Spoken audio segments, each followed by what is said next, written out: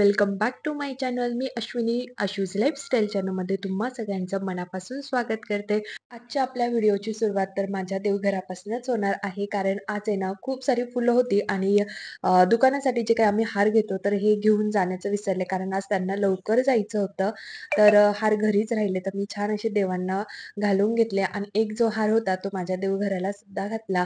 जेव्हा आपल्या घरामध्ये आपण देवपूजा वगैरे करतो आणि खूप सारी फुलं, हार वगैरे आपण जेव्हा देवांना वाहतो, तर अजून जे काही वातावरण असतं आपल्या घरातलं ते अजून पॉझिटिव्ह होऊन जातं आणि छान अशी माझी पूजा होऊन गेली आणि त्यानंतर मला आज हा जो काही मी Flipkartवरून ड्रेस घेतलेला आहे, तर आज मला तोच वेअर करायचा आहे. कारण 2 दिवसापासून म्हणत होते, चला आज याला घालूयात, पण थोडा लूज वगैरे होता आणि टिप मारू काही मारणं झालंच नाही. मग आज म्हटलं यालाच छान आपण घालूयात. तर पहिल्यांदा तर टीप मारून घेतली आणि घरीच आपलं असं मशीन असलं ना, तर काही गरज वाटत नाही. जेव्हा वाटलं तेव्हा तेव्हा आपण आपले ड्रेसेस अल्टर करू शकतो. तर टिपा वगैरे मारून घेतल्या मी आणि ही जी काही माझी मशीन आहे ना, तर ती आहे 2 in 1.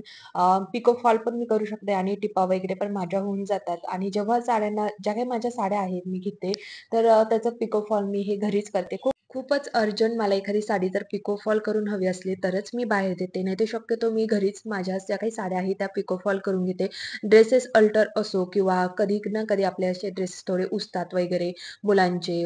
तर त्या सगळ्या गोष्टी मी घरीच करून घेते. बाहेर काही पैसे देण्याची गरज पडत नाही आणि प्रत्येक गोष्ट आपल्याला निदान 100% नाही जमली तरी चालेल, पण 50% 80% तरी जमली पाहिजे. ह्या ज्या काही छोट्या-मोठ्या गोष्टी असतात ना, त्या आपल्या पटकन होतात आणि कोणत्याही गोष्टीसाठी आपल्याला अडून बसावं नाही लागत. आणि जेव्हा माझ्याकडे मशीन नव्हती ना, तर मी सगळे ड्रेसेस जे काही अल्टर करायचे असले ना, तर ते मी एका बॅगमध्ये भरून ठेवायची आणि नंतर सॅटर्डे, संडे यांना जेव्हा सुट्टी असायची ना, तर तेव्हा आम्ही ते घेऊन जायचो आणि अल्टर करून यायचो आणि खूप अडून बसावं लागायचं.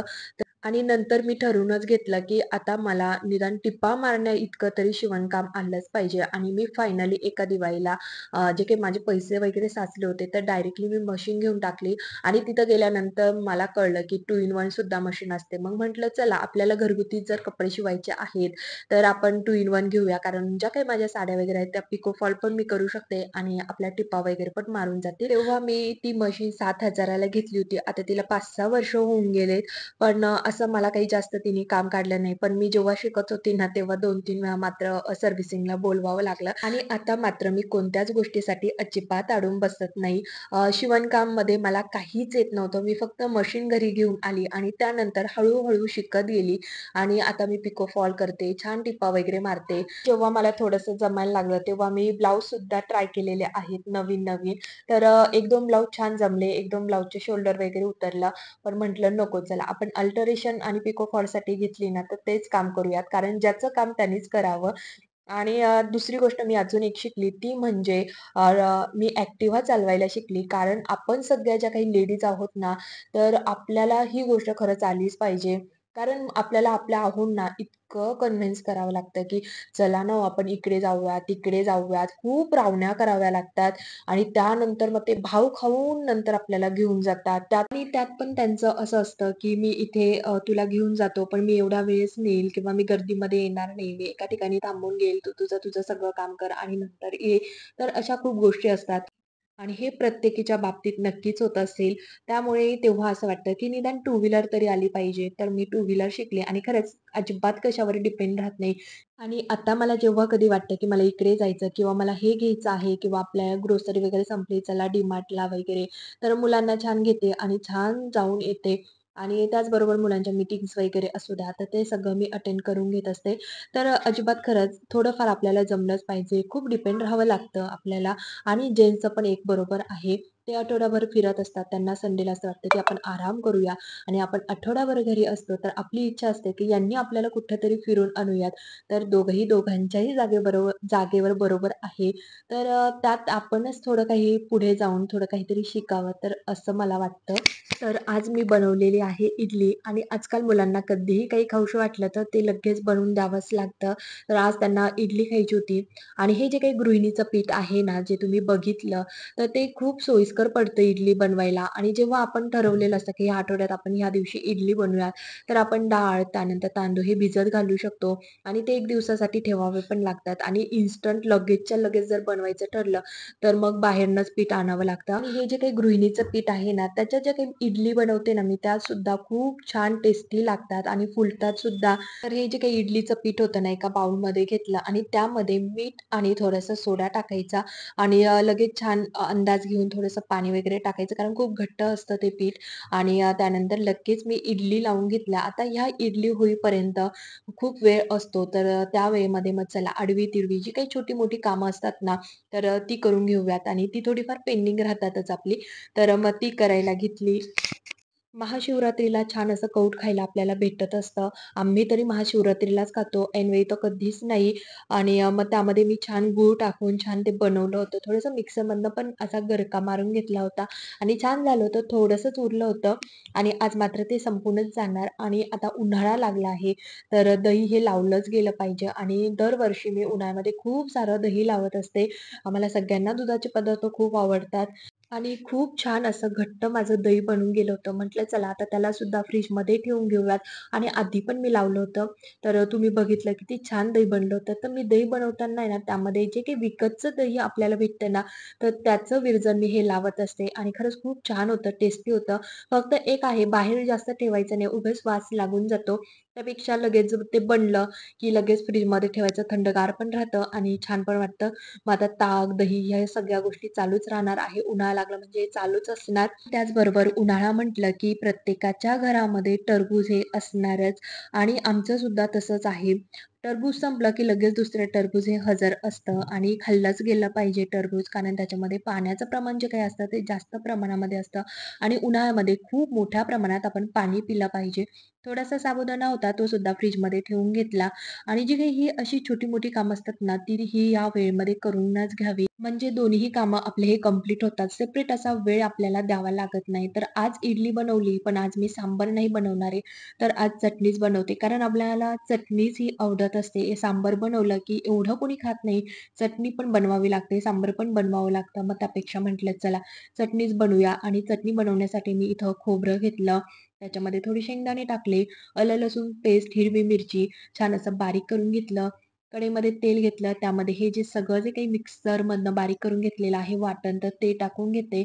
आणि त्यानंतर अंदाजानुसार आपण थोडंसं पाणी टाकून घ्यायचं, खूपही नाही. आणि त्यानंतर छान अशी उकळी येऊन द्यायची आणि त्यानंतर इडली आणि चटणीचा स्वाद घ्यायचा. आणि सगळ्यांना जवळ इडली, डोसे वगैरे आवडतात. तर चाव कधीतरी पाहिजेच बरं का. दररोज भाजी-पोळी खाऊन पण कंटाळा येऊन जातो.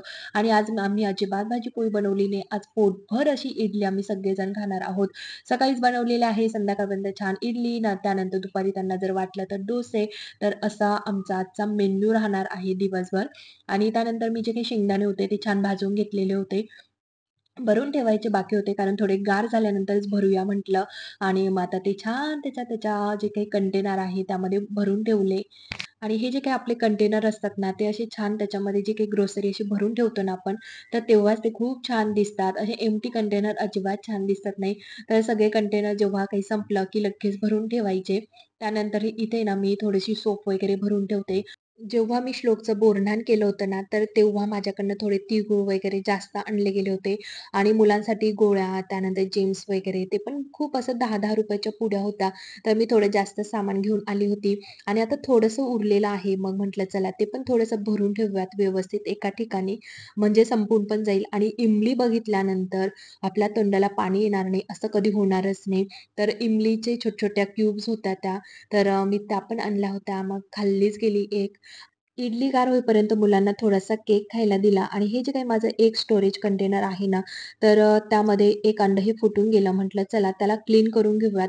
आणि हे जे काही कंटेनर आहे ना, खूप छान आहे. हे मी Mishoवरनं मागवलेलं होतं. उन्हाळा लागलं की अंड खाण्याचं प्रमाण हे कमी होऊन जातं, कारण ते गरम पडतात आणि आधीच उन्हाळा खूप आहे. तर तरीही थोडीशी अंडी ही राहिली होती. जेव्हा Zeptoवरनं आम्हाला कॅशबॅक भेटायचा ना, तेव्हा आम्ही फक्त अंडी घ्यायचो. आणि हिवाळ्यामध्ये गरजसुद्धा होती, कारण खूप थंडी होती आणि आता खूप ऊनसुद्धा आहे.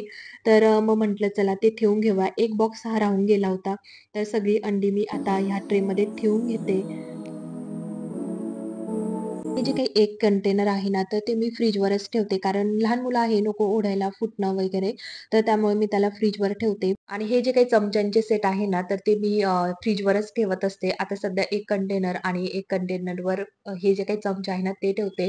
स्पेस सेव्हिंग पण होऊन जातं आणि दिसायला जरा छान दिसतं. आणि आज ही जी काही सगळी क्लीनिंग करावी लागली ना, तर त्याचं एकच कारण होतं. जेव्हा मी चटणी बनवायला घेतली, मिक्सरच्या भांड्यामध्ये माझ्याकडनं जरा शेंगदाणे, खोबरं वगैरे जास्त होऊन गेलं. थोडं-थोडं करायला पाहिजे होतं आणि ते जास्त सामान झाल्यामुळं ते सगळं इकडे-तिकडे उडून गेलं. मोठ्या भांड्यामध्ये घेतलं असतं तर पटकन होऊन गेलं असतं. छोट्या भांड्यामध्ये घेतलं आणि आज ते पण भरून पटकन होऊन जाईल हे करायला गेली, पण काम वाढवायचं होऊन गेलं. नेहमी मी फ्रिजच्या कव्हरमध्ये असं मसाले वगैरे आणले का ते ठेवत असते किंवा ज्या काही आडव्या-तिडव्या वस्तू असतात ना, कुठे ठेवायच्या, कुठे ठेवायच्या, चला जे काही फ्रिजचं कव्हर आहे त्यात ठेवून देऊयात आणि जेव्हा लागलं तेव्हा मग त्याच्या जागेवर ठेवून देत असते. घाईघाईमध्ये जेव्हा आवरते तर पटकन तिथेच ठेवत असते. तर आता पण मसाला आणला होता, कांदा, लसूण मसाला. तर आता तो एखाद्या बरणीमध्ये वगैरे ठेवून घेईल. पण तोपर्यंत ठेवलेला आहे आता इथे फ्रिजच्या कव्हरमध्ये आणि इथे काही लोणचं वगैरे मी ठेवत असते ना, तर तिथे आता थोडं उडालं होतं म्हणून म्हटलं चला ते आवरून घेऊयात. पण खरं म्हणायला गेलं तर भाजी-पोळीचा जो काही स्वयंपाक असतो ना, तो लवकर आवरला जातो. आपण म्हणतो आज स्वयंपाकाला सुट्टी, आज काही नाही चाव-म्यावच बनवायचे, पाणीपुरी असो किंवा इडली, डोसे किंवा पावभाजी असू द्या, मिसळ वगैरे. तर जेव्हा आपण ह्या गोष्टी बनवतो ना, तर त्या खूप लांबण लागून जाते. खूप वेळ लागतो त्या गोष्टीला. पण ठीक आहे आपल्याला खायची असते, तर मग आपल्यालाच बनवावं लागणार आहे, जरी लांबण लागली तरी. आणि सगळे जेव्हा खाऊन वगैरे छान म्हणतात ना, छान झाले ते वगैरे, तर तेव्हा काहीही वाटत नाही. पण एक एवढं आहे, की खरंच भाजी-पोळीचा स्वयंपाक खरंच लवकर होतो. आणि त्यानंतर जे काही अंडे वगैरे मी क्लीन वगैरे करून घेतले होते, तर हे एक अंडं फुटलं होतं, तर ते मी फेकून देते आणि छान आता आम्ही इडली वगैरे खाऊन घेतली. छान थोडंसं दही वगैरे पिलं. उन्हाळा लागलेला आहे आणि त्यानंतर हा बघा भांड्यांचा पसारा. बापरे! खूप सारी भांडी होती. पण चहा पिल्यापासनची ती आत्तापर्यंत सगळी साचलेली भांडी होती. पण छान आता ते क्लीन वगैरे करून घेते. ही भांडीसुद्धा लावायची आहे अजून. तर चला आजचा माझा असा व्हिडिओ होता. आवडला तर नक्की लाईक करा, शेअर करा, सबस्क्राईब करा, कमेंट्स करा आणि व्हिडिओ स्किप न करता पूर्ण बघत जा. तर पुन्हा भेटूया नवीन व्हिडिओसोबत. तोपर्यंत बाय बाय. Take care.